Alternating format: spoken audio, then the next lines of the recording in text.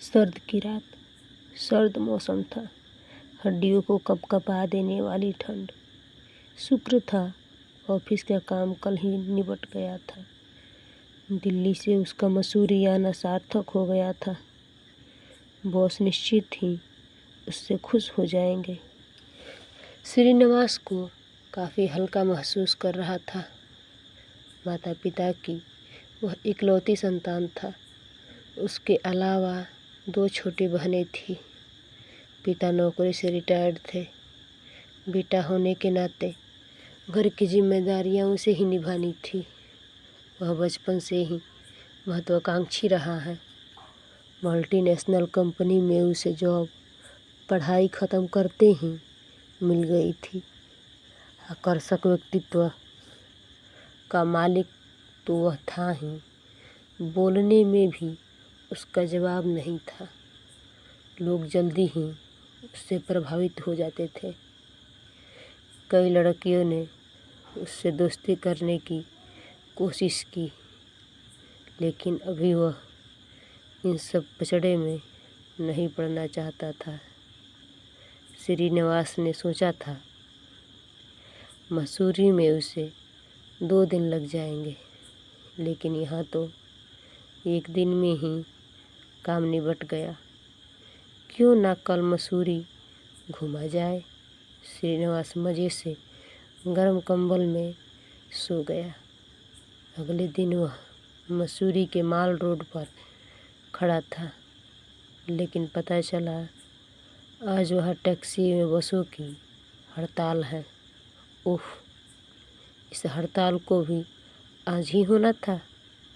श्रीनिवास अभी सोच में पड़ा ही था कि एक टैक्सी वाला उसके पास कानों में फुसफुसाया, साहब कहाँ जाना है? अरे भाई, मसूरी घूमना था, लेकिन इस हड़ताल को भी आज ही होना था। कोई दिक्कत नहीं साहब, अपनी टैक्सी है ना। इस हड़ताल के चक्कर में अपनी वाट लग जाती है।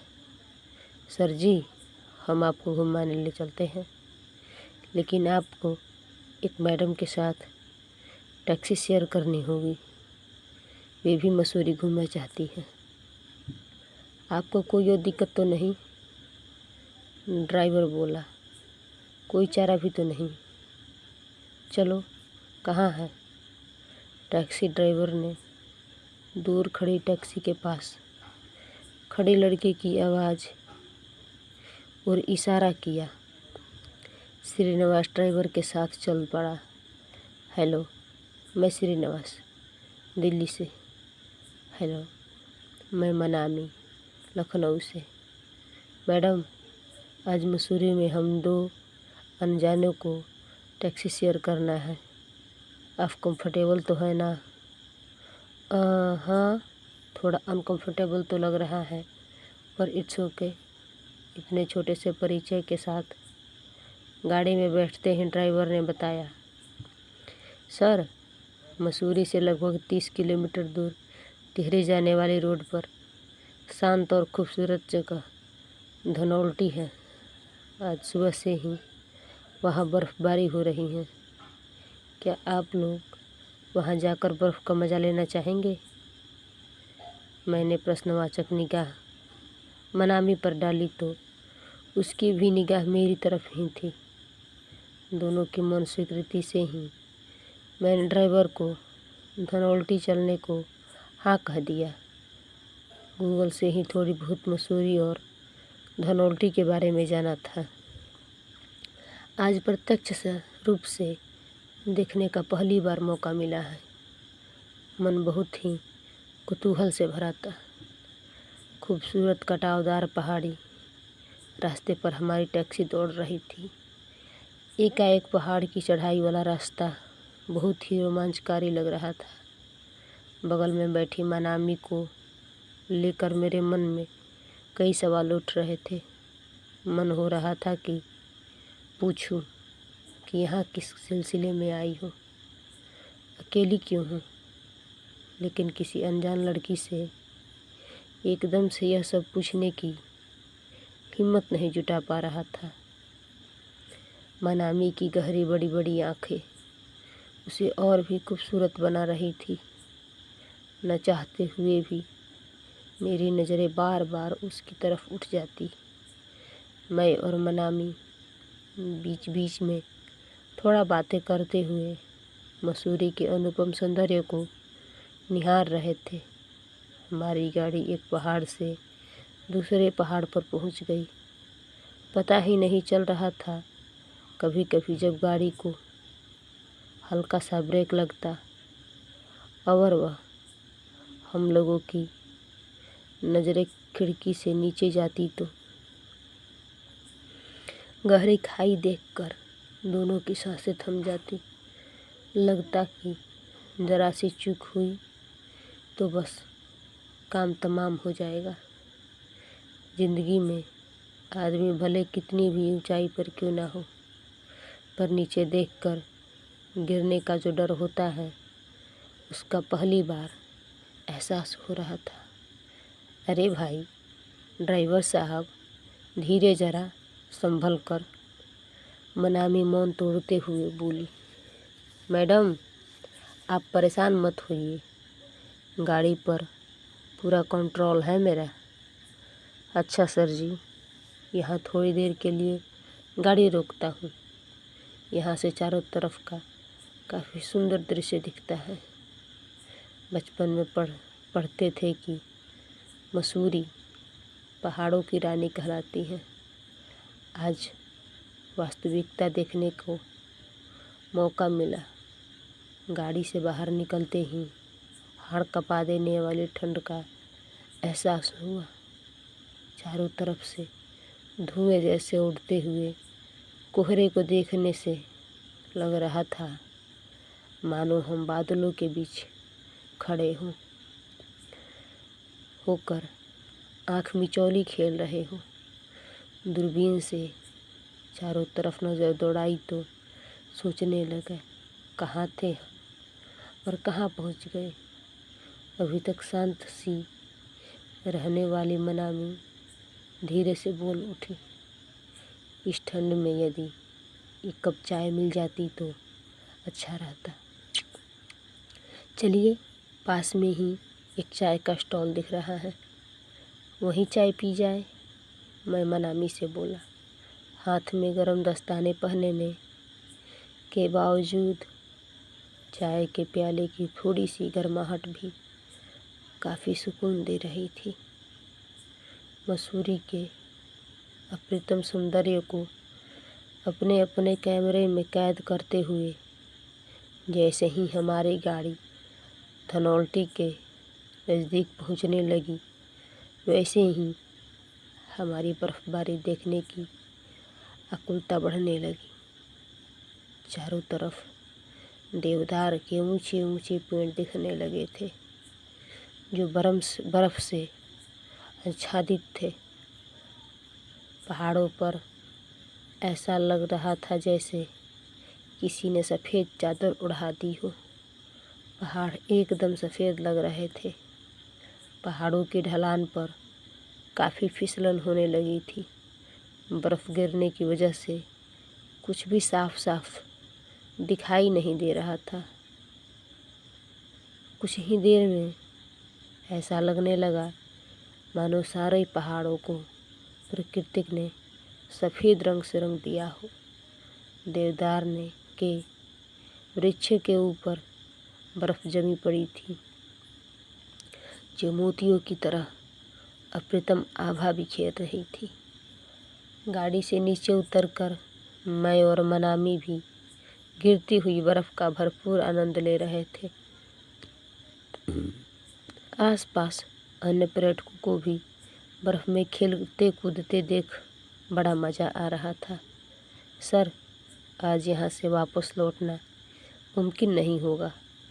आप लोगों को यहीं किसी गेस्ट हाउस में रुकना पड़ेगा, टैक्सी ड्राइवर ने हमें सलाह दी। चलो, यह भी अच्छा है। यहाँ के प्राकृतिक सौंदर्य को और अच्छी तरह से संजाया करेंगे। ऐसा सोचकर मैं और मनामी गेस्ट हाउस बुक करने चल दिए। सर, गेस्ट हाउस में इस वक्त एक ही कमरा खाली है।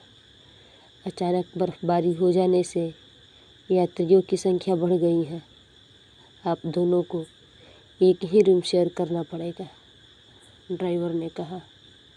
क्या रूम शेयर? दोनों की निगाहें प्रश्न भरी होकर एक दूसरे पर टिक गई। कोई और रास्ता न होने से फिर मौन स्वीकृति के साथ अपना सामान गेस्ट हाउस के उस रूप में दे रखने के लिए कह दिए। गेस्ट हाउस का वह कमरा खासा बड़ा था, डबल बेड लगा हुआ था। इसे मेरे संस्कार कह लो या अंदर का डर। मैंने मनामी से कहा, ऐसा करते हैं, बेड अलग अलग कर दे, बीच में टेबल लगा लेते हैं। मनामी ने भी अपनी मौन सहमति दे दी। हम दोनों अपने अपने बेड पर बैठे थे।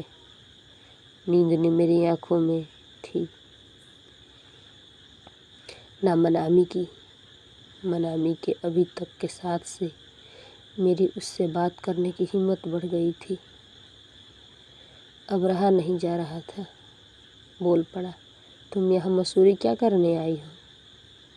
मनामी भी शायद अब तक मुझसे सहज हो गई थी। बोली, मैं दिल्ली से रहती हूँ। अच्छा, दिल्ली में कहाँ? सरोजनी नगर। अरे वाट है कोइंसिडेंस। मैं INN में रहता हूँ। मैंने हाल ही में पढ़ाई कंप्लीट की है और 2 छोटी बहनें हैं।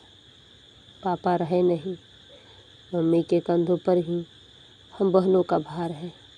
सोचती थी जैसे ही पढ़ाई पूरी हो जाएगी मम्मी का भार कम करने की कोशिश करूँगी, लेकिन लगता है वह अभी वक्त नहीं आया। दिल्ली में जॉब के लिए इंटरव्यू दिया था। उन्होंने सेकंड इंटरव्यू के लिए मुझे मसूरी भेजा है। वैसे तो मेरा सिलेक्शन हो गया है, लेकिन कंपनी के टर्म्स एंड कंडीशंस मुझे ठीक नहीं लग रही हैं। समझ में नहीं आ रहा क्या करूं। इसमें इतना घबराने या सोचने की क्या बात है? जॉब पसंद नहीं आ रही तो मत करो। तुम्हारे अंदर काबिलियत है तो जॉब दूसरी जगह मिल ही जाएगी।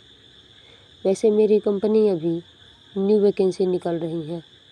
तुम कहो तो तुम्हारे लिए कोशिश करूं। सच? मैं अपना CV तुम्हें मेल कर दूंगी। शायद वक्त ने हमें मिलाया, इसीलिए हो कि मैं तुम्हारे काम आ सकूं। शेरे नवाज के मुंह से अचानक निकल गया। मनामी ने एक नज़र श्रीकांत की तरफ फेरी, फिर मुस्कुराया कर कहा, निगाहें झुका ली। श्री नवाज का मन हुआ कि ठंड से कपकपाते हुए मनामी के हाथों को अपनी हाथों में ले ले, लेकिन मनामी की कुछ गलत न समझ ले, यह सोच रुक गया। फिर कुछ सोचता हुआ कमरे से बाहर चला गया। सर्द भरी रात, बाहर गेस्ट हाउस की छत पर गिरते बर्फ़ से टपकते पानी की आवाज़ अभी भी आ रही थी। मनामी ठंड से सिहर रही थी कि तभी कॉफ़ी का मग बढ़ाते हुए श्रीनिवास ने कहा, यह लीजिए, थोड़ी गर्म में कड़क कॉफ़ी। तभी दोनों के हाथों का पहला हल्का सा स्पर्श हुआ तो पूरा शरीर सिहर उठा। एक बार फिर दोनों की नज़रें टकरा गई। पूरे सफ़र के बाद अभी पहली बार पूरी तरह से मनामी की तरफ देखा तो देखता ही रह गया। कब मैंने मनामी के होठों पर चुंबन रख दिया पता ही नहीं चला। फिर मौन स्वीकृति से थोड़ी देर में ही दोनों एक दूसरे के आगोश में समा गए। सांसों की गर्माहट से बाहर की ठंड से राहत महसूस होने लगी। इस बीच मैं और मनामी एक दूसरे को पूरी तरह कब समर्पित हो गए पता ही नहीं चला। शरीर की कपकपाहट अब कम हो चुकी थी। दोनों के शरीर थक चुके थे, पर गर्माहट बरकरार थी। रात गुजर गई, पता ही नहीं चला। सुबह सुबह जब बाहर पेड़ों पत्तों पर जमी बर्फ छन छन कर गिरने लगी तो ऐसा लगा मानो पूरे जंगल में किसी ने तराना छेड़ दिया हो। इसी तराने की हल्की आवाज़ से दोनों जागे तो मन में एक अतिरिक्त आनंद और शरीर में नई ऊर्जा आ चुकी थी। मन में ना कोई अपराध बोध, ना कुछ जानने की चाह, बस एक मौन के साथ फिर मैं और मनामी साथ साथ चल दिए। ऐसी और दिलचस्प कहानियाँ, रोमांटिक हिंदी कहानियाँ सुनने के लिए मेरे इस चैनल पिंकी की कहानियों को like, share, subscribe and comment करते रहें।